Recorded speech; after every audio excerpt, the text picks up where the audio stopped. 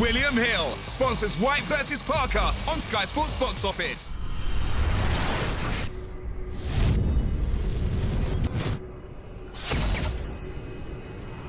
This is UMAR AHMED for IFL TV in association with MTK Global. I'm at the final press conference for White Parker. I'm joined by MC Michael Buffer. How you doing, Michael? I'm doing well, thanks. How long have you been in the UK now? I got in Wednesday morning from Los Angeles and relaxed a little bit yesterday, and press conference today, the big weigh-in tomorrow, and we'll have the fight night. A great card. I think there's like 10 bouts at the O2. Likes of Chisora, Takam in a 50-55. Good heavyweight contest there. The main event is, a battle for who's going to be number one.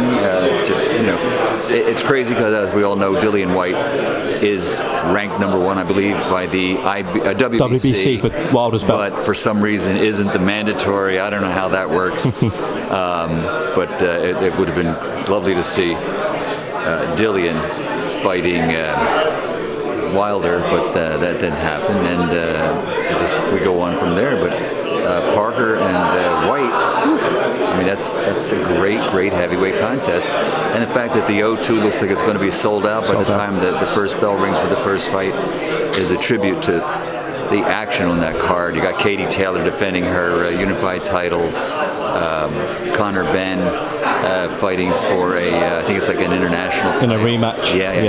A fight I'm looking forward to is Joshua Buatsi fighting for his first major title as a professional. So a lot of good fights, a lot of good action. Yeah. With the main event, White and Parker, as you said, White's number one with the WBC. So both of them didn't really have to take this fight, but credit to the pair of them for giving it to the public. That because you just don't see guys that get they jockey up to these positions, then they don't fight each other because they're waiting for that shot at one of the big titles. And to have two guys that are at the top of the heap, in the top 3, 4, 5, fighting each other, that's always a treat. And it's for the fans, and it's for the good of the sport. Yeah. What did you make of Joseph's performance against Anthony Joshua last time out? I'm really friendly with him. He's a great guy. I met him a few years ago in Australia. He's from New Zealand. He was the WBO title holder.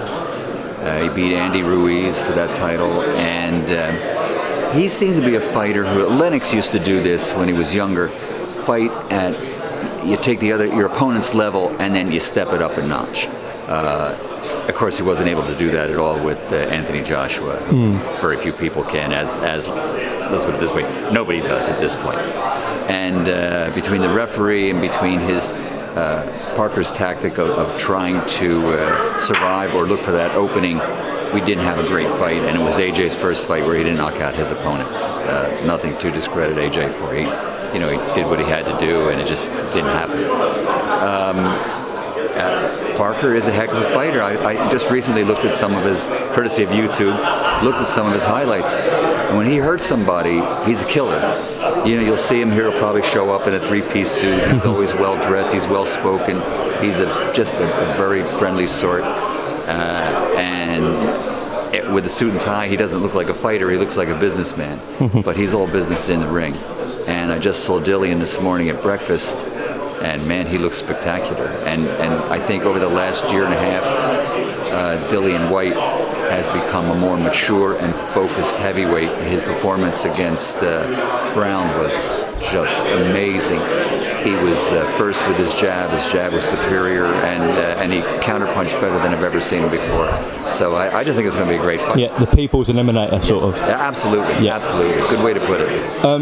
Stateside, obviously, we've seen Eddie Hearn announce his sort of link up with DAZN. Are you excited about that? What have you made of all that? I'm very excited about it. I'm glad to be a part of it, and it's something that just at this stage of my career, it's just a fantastic event, series of events that's going to happen. They've already scheduled fights in Chicago, Los Angeles, Las Vegas, New York, and very exciting, of course, here in London, and one coming up in Monte Carlo. Did you see the news about Billy Joe Saunders and Andrade last night? What was that? Billy Joe Saunders versus Demetrius Andrade. That's going to be on DAZN. Have you seen? That got announced last night. Good fight. Great fight. Good fight. Yeah.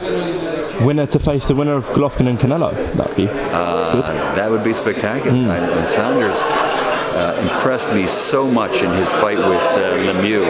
I mean, just totally dominated. And I don't think, especially in America, a lot of fight fans didn't know he was that clever and that good a pure boxer with so much ring savvy and talent. And anybody he fights, they have to be really prepared to fight somebody that's just a brilliant fighter in the ring. Yeah. Let's talk about Liam Smith versus Jaime Munguia. Seems like a new star is born with Jaime Munguia. So much noise behind you. Oh, sorry. No, I said let's talk about Liam Smith versus Jaime Munguia. Great performance from Munguia. Credit to Liam Smith as well. He fought like a warrior. Yeah, you know, he's an amazing fighter. He's like just a throwback, blood and guts. You know, you fight me, you better be ready to fight every minute of every round because he'll just keep coming. Great chin. He's proven time and time again. He's durable. He's tough. He comes from a family of fighters that, you know, from day one, they're all fighting each other in the crib and on the floor at home. So I love to see him and his brothers fight. They're a real tribute to the real quality of nitty-gritty boxing. How far do you think Jaime can go? I know it's very early days, but there's already talk of him possibly moving up to middleweight and challenging the likes of Canelo and Golovkin. We just have to see how that whole middleweight thing folds out, you know, with Canelo and Golovkin fighting September 15th. Yeah. Let's hope the judges pay attention and we'll see what happens.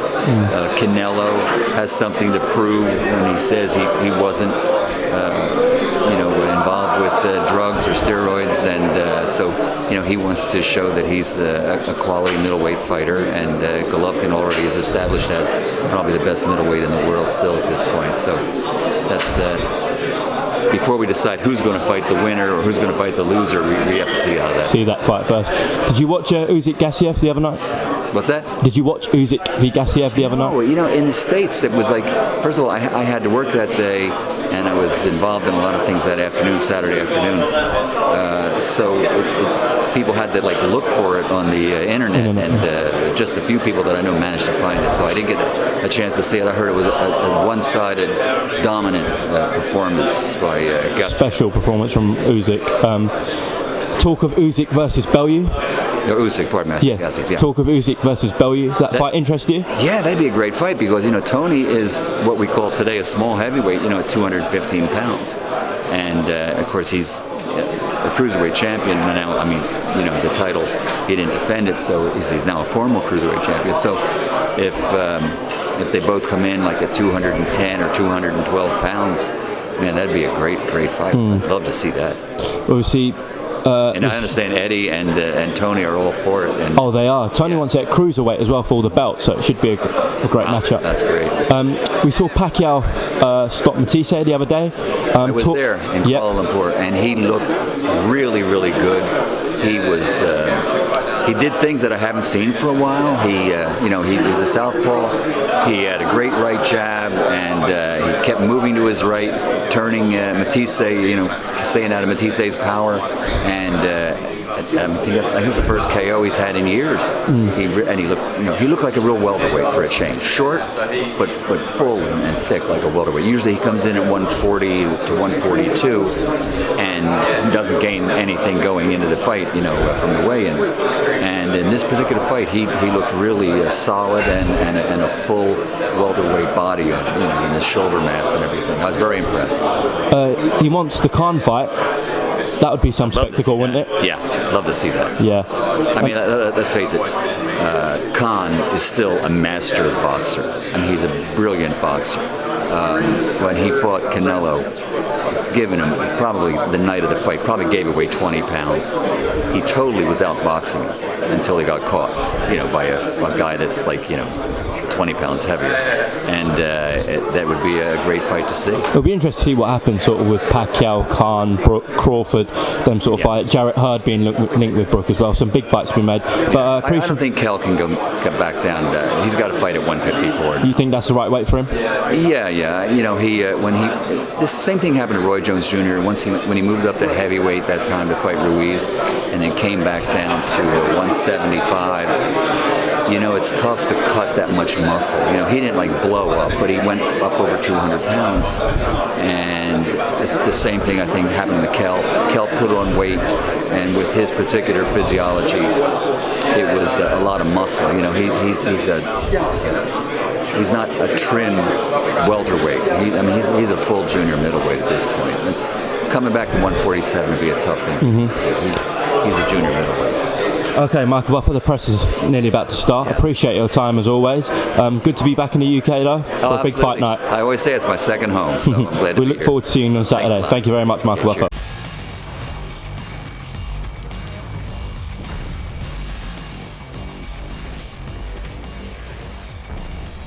William Hill sponsors White versus Parker on Sky Sports Box Office.